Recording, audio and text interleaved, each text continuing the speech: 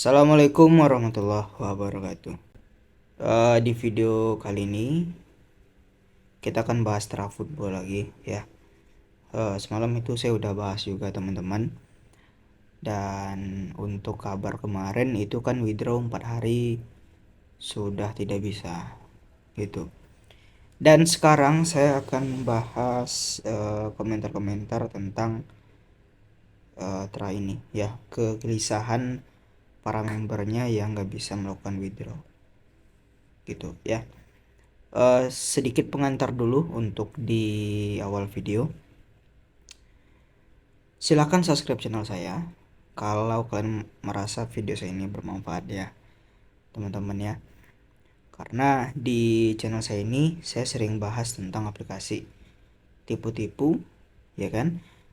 Aplikasi yang membodoh-bodohi orang, aplikasi yang dianggap sebagai aplikasi penghasil uang tapi ternyata lebih banyak yang ditipu ketimbang yang dibayar ya, yaitu adalah aplikasi money game gitu, skema ponzi ya. Itu investasi bodong teman-teman, termasuk yang namanya Tra ini. Saya kan udah sering katakan untuk Tra ini dari jauh-jauh hari, dari awal dia muncul saya sudah sering katakan untuk Tra ini adalah tipu-tipu gitu ya. Tapi ya apa daya gitu ya, saya buat konten mengedukasi orang, para leader-leader ponzi, para guru-gurunya gitu ya kan, bahasanya di football kan itu guru ya, untuk yang ngajak gitu. Kalau guru sih nggak seperti itu ya. Yang namanya guru pasti menyebarkan yang namanya kebaikan, kebenaran gitu kan. Tapi kalau guru ponzi ya kan, tahu sendirilah kalian yang disebarnya apa ya, yaitu pembodohan gitu, menyebarkan pembodohan. Kalau kalian join ke sini akan dikasih per hari sekian sekian sekian. Investasilah di sini ya. Jual rumah, jual tanah, jual sawah ya, jual istri mungkin. Cemplungin uangnya ke football. Ya sekarang gimana?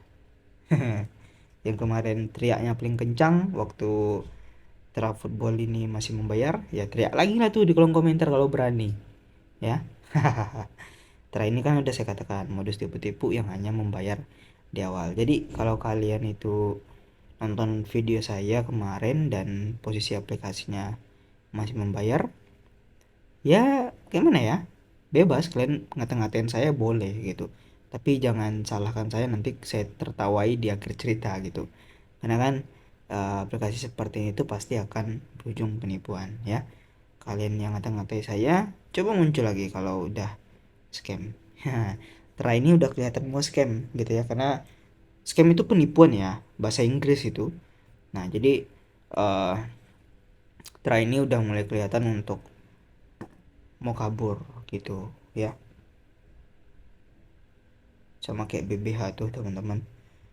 Jadi ada dua pertanyaan yang mungkin banyak dipertanyakan oleh beberapa korban gitu ya, karena kan bagi saya Tera ini udah memakan korban karena udah 4 hari ini beberapa user nggak bisa melakukan penarikan. Oke, komen pertama dari Giri Mulyo. Saya direkrut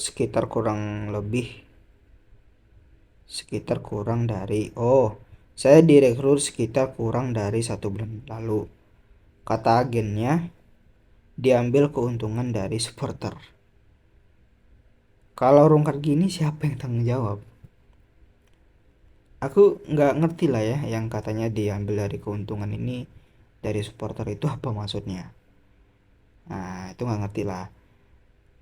Atau mungkin karena penjualan tiket penonton gitu ya sebagai modusnya yang di lapangan sepak bola itu, ya nggak paham lah itu. Pokoknya ya pasti leadernya yang ngajak dia atau agennya yang ngajak dia ini menyebarkan pembodohan yang mungkin aja dipercaya dengan Abang Giri Mulyo ini gitu. Nah katanya ya, kata-kata terakhirnya, kalau rungkat gini siapa yang tanggung jawab? Nah itu yang sering saya uh, bahas di konten saya gitu ya. Ketika ada aplikasi penghasil uang ponzi ya, ada orang yang ngajak kalian ya kan, Ada orang yang ngajak kalian, kadang ngajaknya dengan cara maksa, ya kan? Kadang ngajaknya itu sampai neror-neror ke WA gitu ya kan.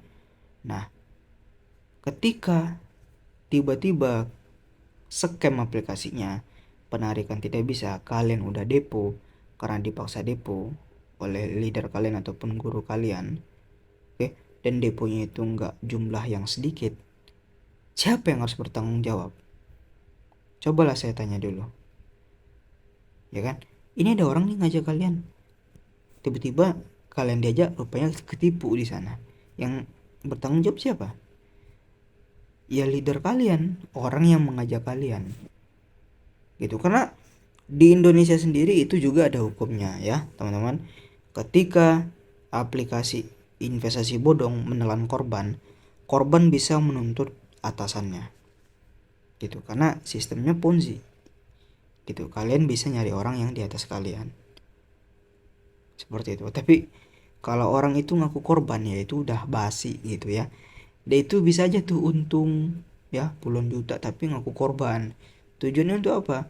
Supaya nggak dituntut sama bawahannya gitu. Dan banyak ya orang yang percaya hal itu gitu. Jadi solusi dari saya, kalau kalian udah nggak bisa melakukan penarikan Ditra, ya kan, kalian minta tanggung jawab sama yang di atas kalian gitu. Kalau di atas kalian itu nggak korban, bodoh amat gitu, minta aja. Kalau nggak mau ya laporin, karena mau dia korban tapi dia tetap bertanggung jawab dengan kita. Kalau dia korban itu urusan dia dengan atasan dia lagi, gitu ya. Kalau di atasnya masih korban lagi, ya bawa lagi ke atasnya, gitu kan. Sistemnya seperti rantai, nggak mungkin kalian main sendiri di aplikasi ini. Kalaupun ada yang bilang aku nggak ngerayu orang bang gini-gini, tapi ingat kalian punya upline.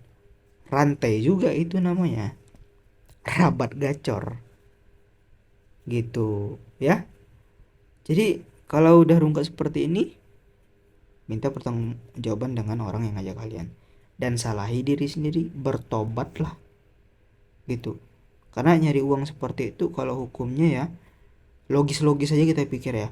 Kita tuh kan makan uang orang tuh, skema Ponzi di Travelball ataupun di mana lah, Smart Wallet atau di mana lah, BBH gitu ya. Itu kan Ponzi itu kan uang orang. Makan uang orang apa hukumannya? Di agama kita Islam lah, haram kan? Nggak perlu lah saya jelaskan itu, pakai logika ya. Kenapa saya katakan seperti itu? Ponzi itu uang yang kalian tarik itu adalah uang orang yang melakukan deposit. Itu jelas uang orang. Pikir sendirilah, kita makan uang orang yang bukan hak kita, kayak mana hukumnya gitu ya.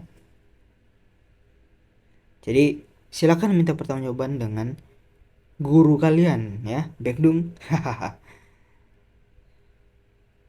Yang kedua dari Waksoloy, gue dikeluarin dari grup Trawa WA, katanya gue menjatuhkan mental pemain. Gue dibilang penyusup karena gue nggak pernah deposit. Ya memang seperti itulah ya. Kalau kita cemplung ke kolam bebek grup-grup Ponzi, ya kan, kita ke sana itu menyebarkan yang namanya kebenaran, itu si leader Ponzi nggak suka. Mending orang yang seperti itu di-kicknya.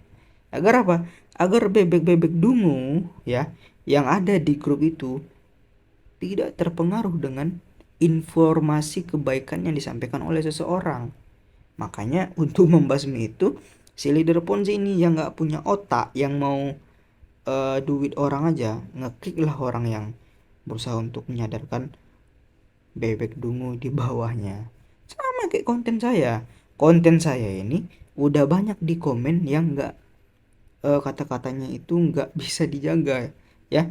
Komen itu memperlihatkan orang yang komen itu tidak berpendidikan, gitu. Makanya si leader itu kalau ada informasi edukasi tentang bahaya Ponzi, dia itu berusaha untuk menghancurkan informasi yang disampaikan oleh orang itu. Padahal Bekdung itu bodoh ya, dikasih informasi yang menyelamatkan dia tidak dipercaya, tapi informasi yang menggiurkan, ya kan, Informasi yang katanya mensejahterakan perekonomian, ada kantor, ada bansos, itu dipercaya. Kita kan bisa berkaca dari ponzi-ponzi yang scam-scam yang terdekat aja lah. Kayak Trafootball, sorry kita bahas Trafootball, kayak VCCP ya kan, kayak Myers, kayak BBH, kan sama seperti itu. Trafootball juga ada saya lihat untuk bansos-bansos dan kantornya, ya kan.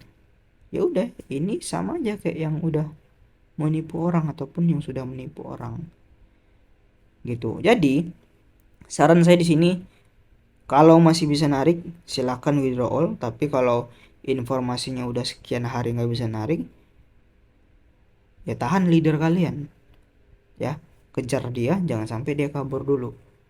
Kalau nanti ada scam, dialah yang bertanggung jawab. Kalian lihat kan cetan-cetan dia ngajak kalian, ya kan, bukti-buktinya. Tapi kalau yang nggak ada bukti, kayak tetangga sebelah ataupun teman kalian yang ngajak, ya kan, ya itu pandai kalian lah, lagi itu resiko kalian diajakkan ke investasi bodong. Oke, itu video kali ini. eh Hari ini udah malam juga ya teman-teman ya, besok kita kerja lagi. Oke, itu video kali ini. Terima kasih. Assalamualaikum warahmatullahi wabarakatuh.